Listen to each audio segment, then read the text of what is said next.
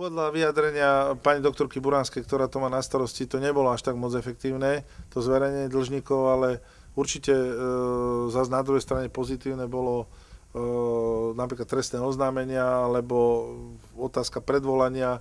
To znamená, že to sú veci, ktoré môžu určitým spôsobom tomu pomôcť.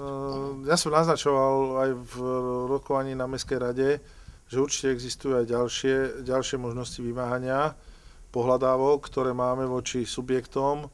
Samozrejme, že je to otázka posúdenia toho balíka, že či je to vymáhateľné, nevymáhateľné, ako dopadajú exekúcie a tak ďalej, ale určite jedna z foriem, kde ako sa riešia pohľadávky, je to, že sa to ako balík predá.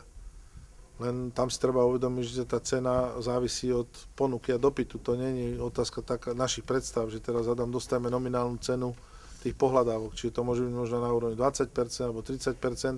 Mesto by síce prišlo okamžite nejakým peniazom, ale takisto tu máme odbor právny a vymáhania pohľadávok, ktorý štandardným postupom pohľadávky až cez exekúcie a súdne konania zbiera.